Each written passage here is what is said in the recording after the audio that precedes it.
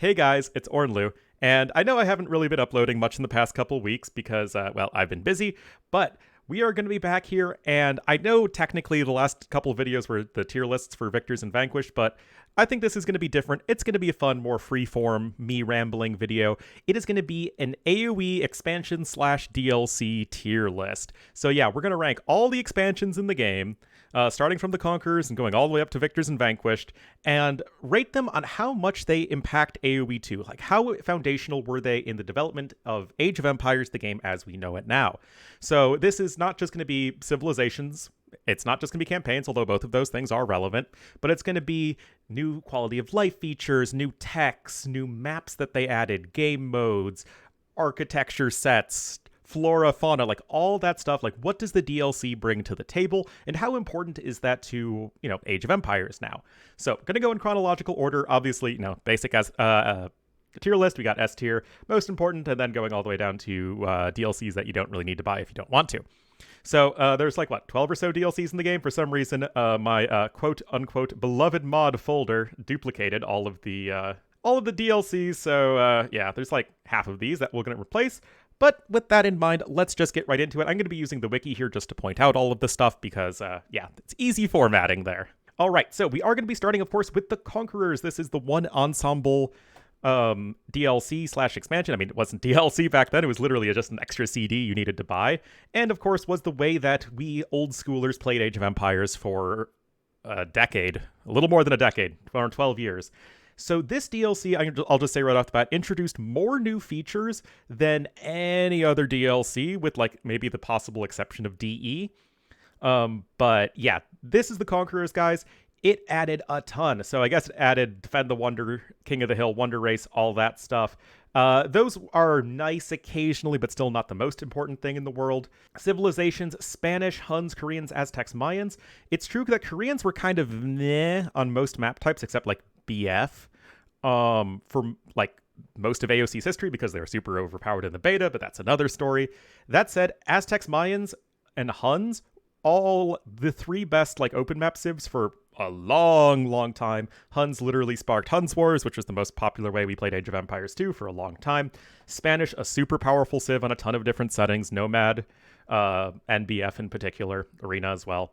So yeah, really powerful civs added, very popular civs added, with the exception of Koreans.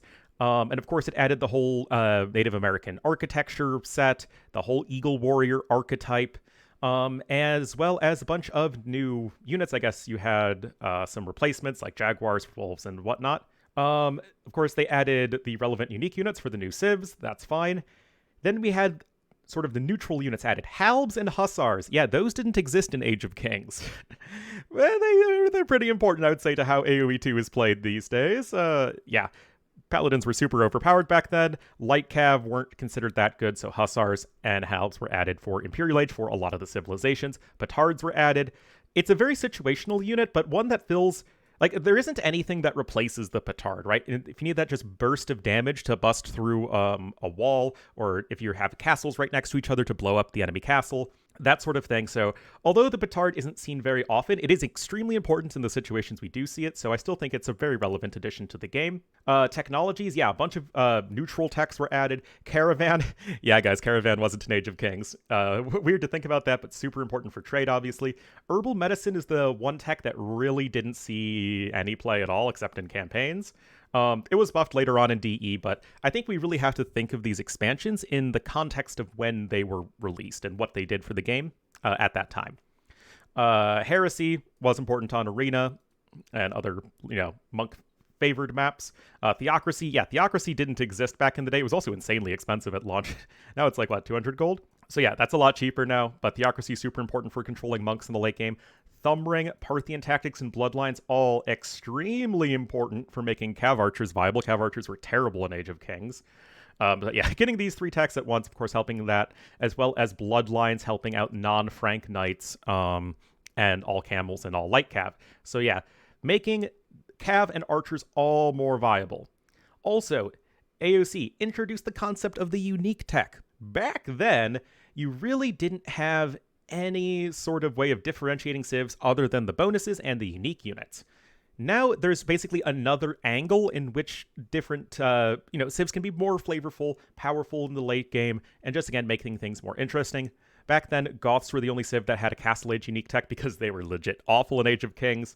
But beyond that, most of these unique techs are still very important and relevant today. Berserker Gang is gone. Zealotry is now baked into the civ. Mahouts is baked into the elite upgrade. Let's see. I think everything else, Bearded Axe is now a Castle Age tech. Yeah, everything else is still basically in the game. Yeah, some of the stats might have changed, but the general idea is that most of these techs are still relevant to the game today. Campaigns, yes, the nostalgia factor is strong here, but Attila, El Cid, Montezuma, all very popular nostalgic campaigns for a lot of people. Battles of the Conquerors, again, a lot of very memorable moments there. And I think as far as like the development of campaigns, AOC really pushed the boundaries back then of like what you would see in a campaign. The triggers were a lot more complex than what we saw in Age of Kings. Generally, there was just a greater degree of complexity in the scenarios. You also had started to mess around with the pop limit. You didn't have 75 pop limit in every single scenario, so you could like unleash the horde with the Huns, and then you could have the big battle with the Aztecs in Montezuma 5. So there was just, again, more advancements made in terms of what you could do with the campaign, while still all of the scenarios basically felt like AoE 2 scenarios. So the Conquerors campaigns, I think, are rightfully quite popular. Yes, there were a bunch of balance changes. If you scroll down here, the most, I would say, long-term relevant ones, ships now have formations. Yeah, back then, ships didn't have formations and were absolutely awful to use in Age of Kings. So yeah, you couldn't use ship micro at all in any sort of large numbers back then. So obviously that's super important. Infantry and archers being able to garrison in rams, that wasn't super big. It was buffed later on, but it was still, something that was new and added. This one is insane. Back in Age of Kings, villagers would just stand around as soon as they completed a drop-off site. It was AOC that introduced being able to, immediately go to work, build a lumber camp and immediately go chop wood. That was added in AOC. I would say that's pretty important to the game. And well as I don't think it's listed here, but the not auto reseed, but you could queue up extra farm reseedings. So like you spend 60 wood ahead of time, and then when the villager depletes a farm, it would use that like extra farm that you bought. So you didn't just have to constantly go around your eco in the late game and reseed the farms manually. Yes, that was replaced later on by auto reseed farms, but still this was an important step in that direction. It's not listed here, but they added a completely like supplemental soundtrack to the game, so a lot of bangers from the AoE soundtrack do come from AOC as well. And also for some reason they're not listed here, but important maps that were added: Arena, Nomad, both very, very important to how we play AoE 2 today. These are two of the most popular non-Arabia maps. And then Ghost Lake, Mongolia, Scandinavian Yucatan are all seen occasionally, as well as Oasis for team games mostly. Saltmarsh is really the only clunker that they added as far as like actual, maps that we see. And then they added the whole real-world map archetype. These are mostly just played for fun, but they're still nice additions to the game. Nothing too crazy, but yeah, they can be fun to mess around with occasionally. So with all of that in mind, I spent a long time talking about AOC, but that's just because it added so much to the game. It's all we had for over a decade. So yeah, AOC is going in the S tier. Like I said, I don't think you can really make much of an argument for any other DLC being more important to the game, except perhaps DE itself. Next is going to be The Forgotten, which came out in 2013, so 13 years later. I think 2012 is when the mod version of this came out, because this was Forgotten Empire's first foray into making official content to the game. They did start as a mod team. But yeah, it was also added with HD. Oh, it was added a little bit after HD. But yeah, this was really like, again, for us old folk who were around back then, this was like, whoa, you're changing AOC? Like, that's wild. I would say in general, a lot of the stuff here didn't feel very refined, as like I said, this was Forgotten Empire's sort of first pass at game design. But it's still, I think, a lot of important stuff was added. So, first things first, civilizations. It added 5 new civilizations: Magyar, Slavs, Indians, which are now Hindustanis, Incas, and Italians. Now, unlike AOC, these civs, for those who weren't around back then, were not good. None of these civs were very good at launch. So it did take a lot of buffs and reworks over time to really make these civs competitive. I remember when Magyars were like the only semi-decent one. Slav, I guess, had a nice eco, but yeah, Incas, Italians, Indians were not that great. So it did take iterating over time, and I'd say that the immediate impact of these civs, other than the novelty factor, because we hadn't had new civs in 12 years, was fairly low. Not a, I would say, a big impact on the metagame until later on, until they got those changes over time. Of course, they added all of their associated unique units. We also had the Eagle Scout as a Dark Age / Feudal Age version of the Eagle Warrior. Back in AOC, you could only train additional Eagle Warriors once you reach the Castle Age.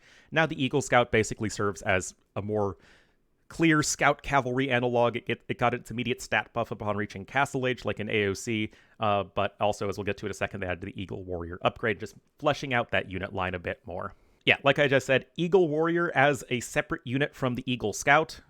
Well, they were all called Eagle Warriors back then, but yeah, a separate upgrade. The Castle Age version of Eagle Warrior, increased movement speed, extra Pierce Armor, extra HP. It was an important part in turning Aztecs and Mayans, and then Incas, of course, from being just archers, as like all about archers in Feudal Age, to, okay, now you have that infantry option that the Civs wouldn't otherwise have. You have the mobility option.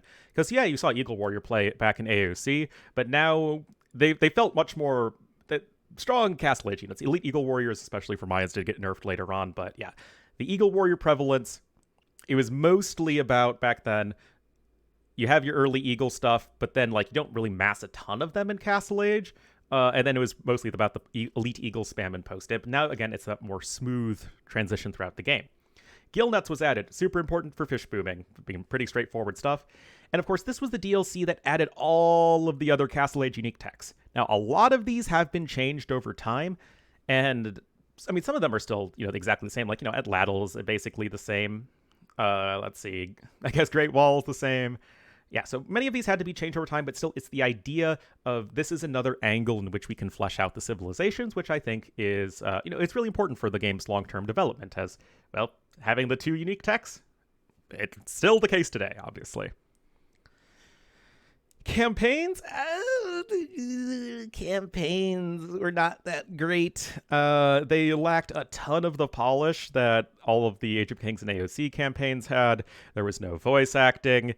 The scenarios were generally pretty buggy RPG scenarios. If you really want to watch playthroughs of them, I do have them on my channel, deep in the depths of my video catalog.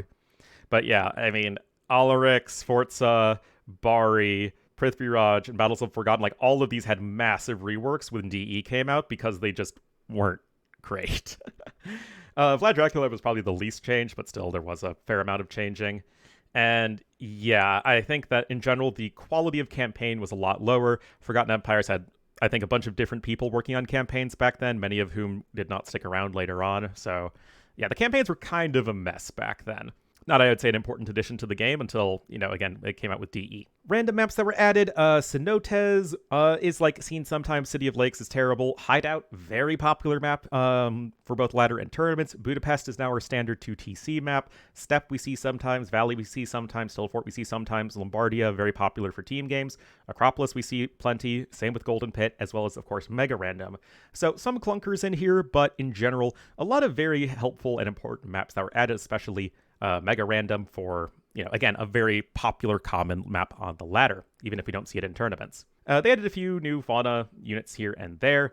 They added Capture the Relic and Treaty modes, added the ludicrous map size, enhancing the AI, and that's basically it. I don't think there was a soundtrack added to the game, like new soundtrack added to the Forgotten, but still, this was Forgotten Empire's first foray into making their own content. Some stuff didn't really pan out and wouldn't be that important until it got iterated upon much, much, much later. But still, they added enough new and, I guess, interesting ideas that I'm still going to put it in the B tier. The civs and the campaigns didn't have much impact at launch, but it still set a lot of precedents in terms of standardizing a lot of like balance changes from AOC, making the game, giving regular balance updates started here, and yeah, the campaigns and civs at least would eventually get changed to be more important, and at least it set that precedent for all the DLCs that would be to follow. The next DLC was the African Kingdoms, which came out in 2015, so a couple of years later, and this was the first DLC that really sort of standardized what we see from expansions all the way up to today, and in terms of like the structure of things, as I'll get to in a minute. And it was also the first DLC that was entirely 100% made for HD and not, a mod in any way. So 4 new civilizations were added, of course: Ethiopians, Malians, Berbers, and Portuguese. Now, unlike with the Forgotten, these civilizations were all very, very strong in their own ways at launch and generally had to be toned back. Portuguese were mostly just like an FFA civ, but were like really overpowered in a lot of like community game settings. So they, I would say, were still a very awkward addition to the game. But Ethiopians, Malians, and Berbers, I think generally speaking, slotted into the AoE2 roster quite nicely. And after some, balance patches and iterating here and there, they all feel like, natural additions to AoE2. They added the entire new Sub-Saharan African architecture set, as well as all of the flora and fauna and terrain features that we see with the Sub-Saharan African maps and all that stuff. The baobab trees and the acacia forests and rhinos and elephants and all that stuff was added in this DLC. Of course, they added the relevant unique units for the new civs. And this is a big one, guys. They added fire galleys and demo rafts. So this was the DLC that introduced the modern water triangle. Back in ye old days, it was basically galley wars for forever and always. Now, for better or for worse, we have fire galleys and demo rafts that we see pretty much constantly on hybrid maps and often on regular water maps as well. Even if people might find the combat on water to not be as exciting as galley wars back in the day, it is at least more dynamic in terms of the sorts of ships that we see on different, water and hybrid maps, and is still, I would argue, a very important part to the development of AoE2 as we see it today. Siege towers are obviously very situational and gimmicky, even more so than petards, but it's an inoffensive addition to the game, I would say. It's like, it's there for the occasional memes and surprise strats, but not too big of a deal. New techs that were added: arson and arrow slits. Arson, this is like the beginning of the great infantry buffening that we saw from like here until now over the next like decade. The slow buffs of infantry over time. It basically, a lot of it started here. There were, I think some small buffs to infantry with Forgotten, but yeah. This was like the first of all the new techs that would be added to infantry. Arrow slits. Back in the day, this tech was absolutely absurdly overpowered. For those who remember, the first African Kingdom tournament was basically just Tato killing everybody with mass towers. So yeah, this one obviously had to be tuned back, and at least was, I think, relatively quickly. But yeah, still trying to make units and, I guess, buildings that weren't seen very often. So towers beyond the watchtower line, and then infantry, besides like Eagle Warriors and unique units. This really, again, it started that precedent later on. Campaigns were pretty hit or miss. It started the whole trend of, okay, there's going to be like 4 new campaigns per DLC. They're going to cover the new civilizations that are added. And it's going to follow the much more traditional AoE2 narrative style, or back to build and destroy scenarios for the most part, and having that more regular progression. It did also introduce the, I guess, precedent of having only 5 scenarios instead of 6. It did reintroduce voice acting to the campaigns, although I think a lot of people would consider it to be not very good. And then the campaigns themselves were still kind of Sunjata was okay, Almeida was okay, Tariq, we don't talk about Tariq, and Yodit was also not that great. So still, the quality felt fairly low, especially compared to the original campaigns and the campaigns that would follow later on, but I would still say it sort of brought AoE2 back from whatever was going on in the Forgotten. And in that sense, I'd say it does make sense. New maps that were added: Kilimanjaro we see sometimes, Mountain Pass sometimes, Nile Delta's a meme, Serengeti we see sometimes, and Socotra is, I would say, probably the most important of these maps. Adding all those new terrains and whatnot as well, the zebra and all of those animals and trees. All a nice addition to the game. It also had its own unique soundtrack that was added. There's like the African Kingdom soundtrack, which is cool. It added the new special maps, which can be fun sometimes, as well as some more real-world maps. It added the sudden death game mode, which we just had a tournament for. So yeah, a lot of it, both aesthetic and gameplay changes that were added with the Forgotten. Now that I think about it, I haven't made this list ahead of time. I think I need to just parse things out a bit better. I don't think we can keep the Forgotten in B tier. I think we need to bump it down to C tier, because although it laid the groundwork for a lot of what was to follow at the time, it just wasn't very good. And especially like thinking about it now, feels like African Kingdoms is more like that B tier DLC. It still, again, is very far away from what AOC brought to the table, but it's at least refining a lot of the stuff that was initiated by the Forgotten. The next DLC would be Rise of the Rajas, which came out a year later in 2016, so pretty fast after African Kingdoms. And this is, of course, the Southeast Asian-focused DLC. New civs that were added. We had Burmese, Khmer, Malay, and Vietnamese, as well as they gave a new architecture set to Indians, which previously used the Middle Eastern architecture set. Now, when we see Burmese, Khmer, Malay, and Vietnamese, this is where civ design, I think, really started to diverge from what we saw from existing civs. This is where the battle elephant was introduced as like a different way to try and make civs unique.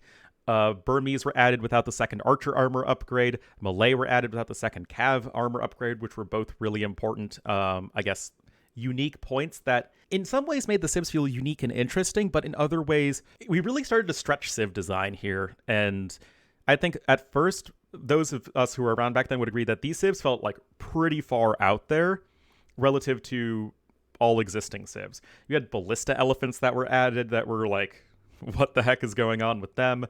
You had karambits added that took up only half a pop space. In general, the civs were either OP or not very good. Burmese and Malay were overpowered at launch. Khmer and Vietnamese were terrible. Then Burmese were not that good, and like Malay were only like the half-decent civ. So these civs did take a while to balance into the game. And I don't think they really slotted into AoE2 as quickly as the African Kingdom civs, but eventually they would, I think, largely get there. But it took some growing pains for sure. And of course, Indians getting their own unique architecture set. This is like the first step towards what we got with Dynasties of India, which we will get to in a little bit. So yeah, of course, as I said earlier, battle elephants were introduced here. This would be the first new regional units that would be added to AoE2. It used to just be the Eagle Warriors. African Kingdoms just had, the Sub-Saharan African civs with camels. That was like it. Again, we're diverging more from the traditional AoE2 civ design blueprint with this DLC. So new campaigns were added. These felt in a lot of ways similar to what we saw in the African Kingdoms. The voice acting was the same. The civ design, the scenario design was also very similar. I would say in general, the scenarios felt a bit better and a bit more polished. And you could see that, okay, all of these designers had more experience under their belts. That said, again, the voice acting and the storytelling just was not super memorable. In most cases, I'd say that Gajabana was the strongest, maybe Bayanung as well. Layloy was really not that great at first because it still had multiple designers on it, and Surya Varman was just kind of a spam units. Is it better than what we saw in African Kingdoms? I would say, yeah, probably a little bit, but we're still pretty far away from what we got in AOC, Age of Kings, as far as like memorable playing experiences go. But like African Kingdoms, Rise of the Rajas also introduced a completely new geographic archetype, and that is the Southeast Asian mangrove-y sort of hybrid terrain. That was introduced, which is now an important part of how we see maps develop these days, especially tournament maps make a lot of use of that buildable terrain, like with the shallows. As far as the actual maps that were added, Bog Islands, Mangrove Jungle, Pacific Islands, Sandbank, and Water Nomad were all not good maps at launch. None of these made an impact on, major competitive play. Pacific Islands is actually in Warlords right now as I'm recording this, but it's a heavily modified version. Water Nomad is in Thalassocracy Cup, but it's not really seen as a serious competitive map. But still, again, adding that new amphibious terrain was a big deal at the time, as, it was also sort of where we see, like, really trying to encourage that hybrid gameplay that we see a lot in tournaments, where you have some fire ships that were added in, demos trying to blow up land units, which we see a lot more in tournament map design now. So in that sense, there is certainly introducing important precedents for later on. Some special maps that were added, sure. Some real world maps that were added, sure. But this is where water buffaloes were added, rhinos were added, some other fauna stuff. And I don't know if I mentioned this, but this is where we also had, this was, I think, the last instance of a unique soundtrack added to the game. So we had the Rise of the Rajas soundtrack. Actually, it's right here.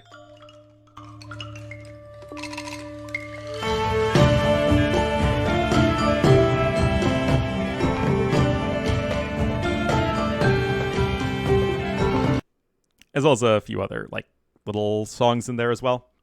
So as to where to put it on the DLC, I would say it's very similar to African Kingdoms. Yeah, this one's Rise of the Rajas. I'm going to put it a little bit lower because it felt like it took longer for all of the new stuff to be integrated into the game.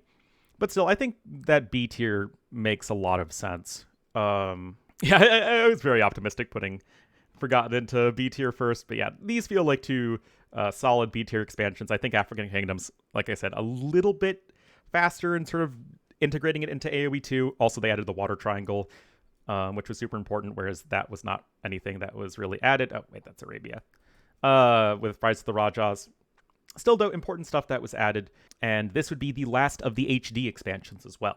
So next up, we have the Last Khans, which is actually part of DE. It was like part of the DE launch, so is it like even downloadable content? Because it's impossible to play DE without having the Last Khans? I don't know. I'm not exactly sure how to rank this, because it's like, do we count DE editions as part of the Last Khans, or is the Last Khans its own separate thing? Because like, there's a lot of stuff that was added here as part of DE, but I don't know if that was like considered to be part of the Last Khan. So if you want to judge this more differently than I do, like, that's fine. Is there anything that we can like really associate with the Last Khans? I mean, the wiki, for instance, says the Last Khans is not exactly the same. So I guess we'll just go with the wiki's definition. It did add 4 new civilizations. It added the Central Asian architecture set, as well as Cumans and Tatars, as well, and then of course added Bulgarians and Lithuanians. And with these civs, this came out in 2019 as well, by the way, so 3 years after Rise of the Rajas. 4 new civilizations. These civs were like all over the place. You had launch Cumans that were like the most overpowered AoE 2 civilization in the history of the game since Teuton Death Stars. Steppe Lancers were ridiculously broken. Like, Konniks killed everything. Lithuanians had like a bajillion attack for all their cavalry. Tatars were like the ones that wasn't that good at launch. So these civs definitely were like, they hit the game like a truck and had to really be dialed back. Again, the civ design deviating more and more from traditional AoE 2 civ design blueprint stuff. The relic bonus for Lithuanians is pretty out there. The second TC for Cumans as well. Bulgarians and Tatars felt a little bit closer to regular AoE civ design, but yeah, still generally speaking, you're out there. Oh yeah, also there is... I don't remember really hearing this one. I guess there was part of a soundtrack that was introduced to the game.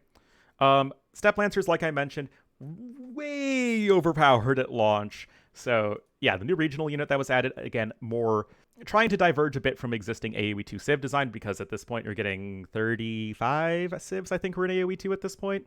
Added some new fauna stuff, relevant unique units. The Shalotl Warrior was added. Ooh. Some more editor stuff was added, and this is also where supplies was introduced. So again, this is the next step in trying to make the Great Infantry buffening work. So important later on as far as AoE development goes. Campaign stuff, Tamerlane, Ivailo, and Kotian. This is where the voice acting took a step up, and I think the civ or the level design also took a big step up. Tamerlane, Ivailo, and Kotian were all, I think, significantly better campaigns than what we got at launch with the HD campaigns, all of them.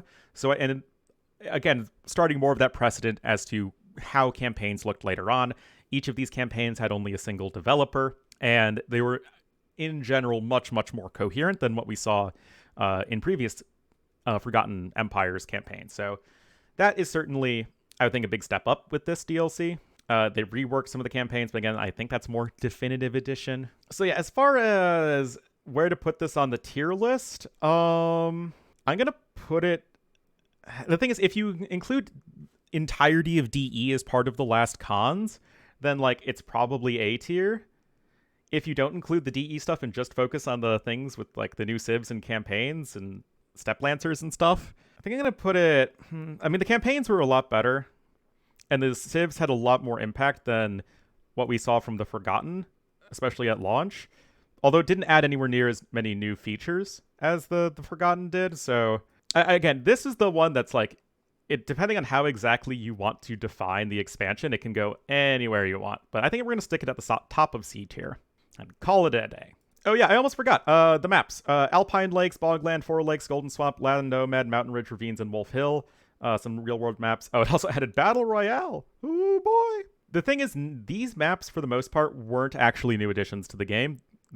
The good ones, Golden Swamp, Land Nomad, Four Lakes, they were all existing maps previously from the community that were reworked into being official maps. So I don't think we can really give that much credit to the Last Khans for that. Next is going to be Lords of the West, which came out in 2021, January of 2021. So in reality, like a little over a year after DE's release. And this one I think hit people with a ton of surprise because at the launch of DE, I think it was Sijin himself who said, yeah, we're not going to have any more expansions to the game. But then lo and behold, here we are.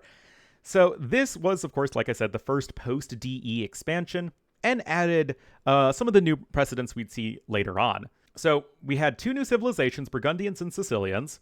These were the first civs that really, I think, irked some people because it's like, do we really need these civs in the game? And both of these civs took a long time before they felt like AoE 2, like proper AoE 2 civs. Burgundians, depending on how you want to argue it, took, half a year maybe. And Sicilians took, I don't know, how long have they been in the game now? Yeah, the Sicilians still don't feel like a natural part of the AoE 2 roster. The unique techs, all 4 unique techs for this civ, both Castle and both Imperial Age unique techs, were like one-time effects, which a lot of people didn't like. The charge mechanic for the Coustier was very unpopular. There's just a lot that people didn't really like with these. Then you had the relevant unique units and the donjon. Campaigns were definitely, I think, the high point of the DLC. Edward Longshanks, I don't think was that great. It had a strong start, but a very weak finish. But Grand Dukes of the West and the Altfields were both, I think, very popular campaigns, and with good reason. Good storytelling. They had the whole theme between Longshanks and Grand Dukes of, like, the enemies from Age of Kings, so there was, like, that angle to it. But at the end of the day, I don't think this is an expansion that a lot of people think of very fondly. Yeah, no scenario editor buildings, no other units. One of the pluses, I guess, for some people is that Burgundians and Sicilians each had unique castle designs, which people, I guess, like. Personally, I don't really care that much about it, but yeah, so kind of controversial with this DLC. I'm going to put it at the top of D tier because this is probably one of the least popular expansions in terms of like the stuff that they added that's still controversial today. And there weren't really any new features or game modes or general units that were added. As far as maps goes, so yeah, the Empire Wars maps were added because this is where Red Bull started doing LAN events, so like that was now a thing. So if you like the Red Bull maps, I guess that's fine. Michi added to the game, but like that was already an existing map. Amazon Tunnel, I guess some people really like it. Yeah, Coastal Forest is basically just an existing community map as well. Yeah, I don't really think that Lords of the West is the high point of the AoE 2 design experiment. If you want to put it maybe top of C tier, like I already moved the Forgotten around. I might move some of the other DLCs around later. All right, next up was Dawn of the Dukes, which came out 10 August 2021, so not at all long after Lords of the West. And there were a lot of similarities with the general design themes of the DLC, but this one I think is seen much more favorably than Lords of the West was. So getting into it, Bohemians and Poles were added. These civs, again, they broke a lot of the conventions, I guess, for Age of Empires civs, but they still felt more like AoE 2 civs than Burgundians and Sicilians did. They were both like, Western Slavic factions that didn't feel comfortably represented by the in-game Slavs, which were much more based off of the Rus principalities. So it's like they felt more like fair additions to the game. They have a lot of balance problems, historically and currently, but I think people enjoy playing them a lot more. And I'd say that they're at least popular civs. Of course, relevant unique units was added. Winged Hussars were added for Lithuanians as well as Poles. Campaigns, this is definitely the highest point of the DLC. I think most people would say that in terms of just overall campaign quality, this is the best of the best for, at the very least, all of the Forgotten campaigns. Algirdash and Kestutis led into Jadwiga as like one continuous story, basically. Jan Žižka then dipped in for a little bit as well. And all of these campaigns were good. Like, they had great stories and narratives and character development and the sorts of things that I think a lot of us really missed from the previous Forgotten campaigns, and something that felt more like the original AOC in terms of development, as well as having the more modern, fancy, trigger-heavy scenarios in the campaigns that made them feel fresh and interesting. So Jadwiga is my favorite campaign, just in terms of overall design. It's a lot of people's favorites. And then Elgirdash and Kestutis and Jan Žižka were both quite solid as well. It also added, it's not listed here, but the the autumnal terrain, like the birch forests and stuff like that, that was added with this DLC, and the like more marshy stuff that we'd have in Eastern-ish Europe. Maps that just added some of the more Empire Wars Red Bull maps. Nothing too exciting there, but to where to put the DLC, I'm going to put it at the bottom of A tier because it didn't add as many new features as these DLCs, but it felt in general a lot more polished, and the changes that were made, like at this point in the game's development, like people weren't clamoring for like a ton of new features or mechanics or anything like that. They just wanted something that felt, a little bit of new stuff, a little bit of interest, and the new campaigns and civs were like the big selling points. And again, like I remember all those years ago, as in like 2.5 years ago, when the DLC was released, and the reception to this was really, really positive back then. So again, fewer new features added than these two, and probably even that one, but the features that were added, the civs, the campaigns, they felt very welcome by the community. Next is going to be Dynasties of India, which came out in 28th of April, 2022, so like half a year or so afterwards. And this is, of course, the India-focused DLC, and it also added 3 new civilizations, plus a reworked Indians that a lot of people asked for. So in terms of just like new civs that were added, there was a lot of content here. Now, the downside is that these civs in general took a lot of getting used to for the community in general. Bengalis were seen as not that great because you didn't have, like, none of these civs had knights, which immediately turns off a lot of players. Dravidians are still controversial. Gujaras can be very unfun to play against. Hindustanis, I guess, felt the most normal. But yeah, a lot of new civs that were added, but I don't think they were anywhere near as well received as the Dawn of the Duke civilizations, but still probably more so than the Lords of the West civs, because at the very least, you could make an argument that these 4 civilizations, they represent, North, East, Southwest, South, and then West India. And, the Indian split, I think, most people would say that, yeah, that's fair. The single Indian civ did not properly represent the region. They also added the Armored Elephant as the sort of ram equivalent that was for all of the Indian civilizations. The Elephant Archers, which were previously the Indian unique unit, became the regional unit. So yeah, lots of elephants all the time. The campaigns in general were seen as good, but not as good as Lords of the West. Devapala was like fine, but a little too easy and straightforward for some people. Babur, I think, was not as good as it could have been. But Rajendra was still like very, very good. And except for the fact that people didn't like Dravidians, I think it would be considered top 4 or 5 campaigns for most players. So as to where to put this on the tier list, here's Dynasties of India. I would say that at the time, the content was considered, I'd say, pretty refreshing. Like the new civs, again, they weren't very loved at first, but I think they did probably grow on people over time once the initial shock of not having cavalry in general, like heavy cavalry, wore off. Like, I guess I'm going to put it at the bottom of A tier because, again, these 2 expansions, again, they introduced more important features in the long run, but everything felt so unrefined back then, and it took a lot of iterating to get right. And by that time, the stuff that was sort of the foundation that was laid here was more like they didn't have to change as much stuff here because of the tweaking that took place in the years between.